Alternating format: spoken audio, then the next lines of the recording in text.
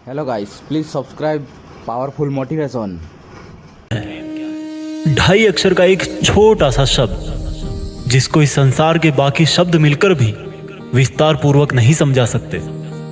प्रेम तो 2.5 अक्षर का वह छोटा सा नाम है जिसको चांद तारों और बड़े वचनों से जोड़कर कठिन बना दिया जाता है। प्रेम का अर्थ ये नहीं कि उसे प्राप्त करना है, बल्कि प्रेम का वास्तविक अर्थ तो त्याग करने में है। प्रेम का अर्थ दिन में 100 बार यह बोलना नहीं है कि मैं तुमसे कितना प्रेम करता हूं, बल्कि प्रेम का अर्थ तो यह है कि बिना कुछ कहे ही, बिना कुछ सुने ही उसकी अनुभूति हो जाए। क्या प्रेम उसी से होता है जो आंखों से दिखाई दे? अगर ऐसा होता तो फिर एक माँ अपने बच्चे को तब क्यों प्रेम करती है जब वो उसके पेट में रहता है और दिखाई नहीं देता? क्या स्त्री पुरुष का प्रेम ही प्रेम कहलाता है? अगर ऐसा भी होता तो इस संसार के महापुरुषों ने किस लगन से अपने लक्ष्य प्राप्त किए? वो भी प्रेम ही करते थे, परंतु प्रेम किया जाता है या हो जाता है? प्रेम लिया जाता है या दिया जाता है? अरे प्रेम तो समर्पण का ही दूसरा नाम है।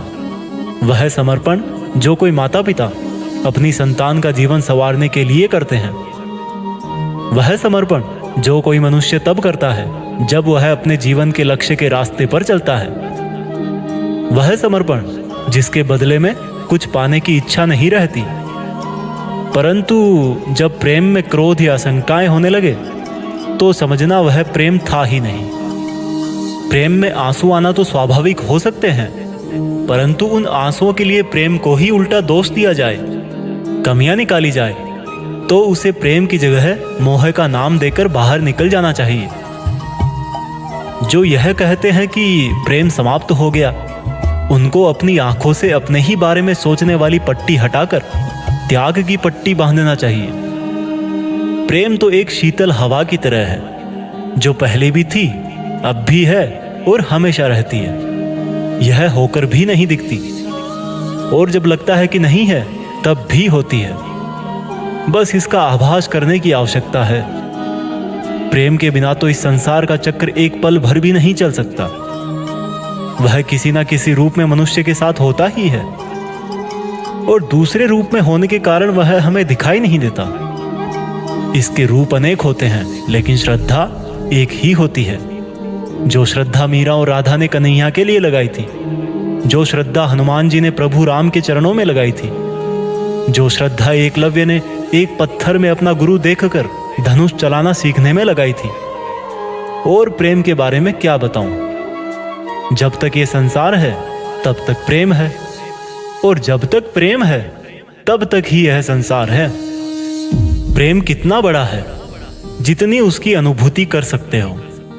प्रेम की आयु कितनी है, जब तक स्वार्थी नहीं बनते।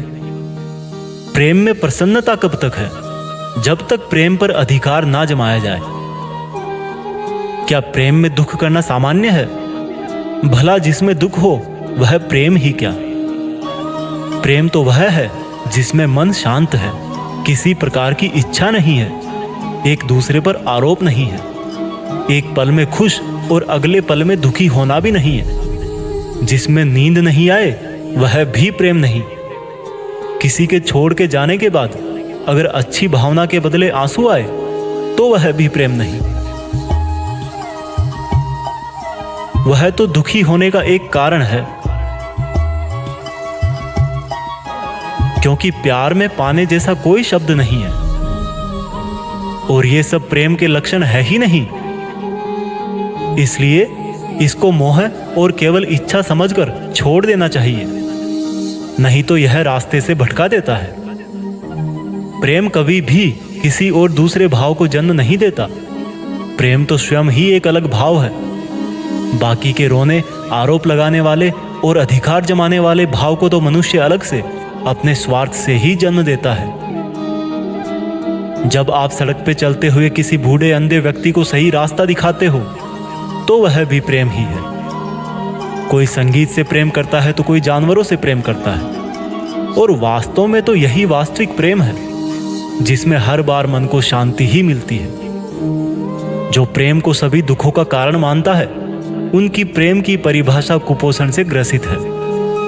भला सूरज भी कभी अंधकार दे सकता है? इसलिए इन सब बातों को समझकर यह जानो कि आप प्रेम में हो या मोह में। जय श्री कृष्णा, जय हिंद, वंदे मातरम।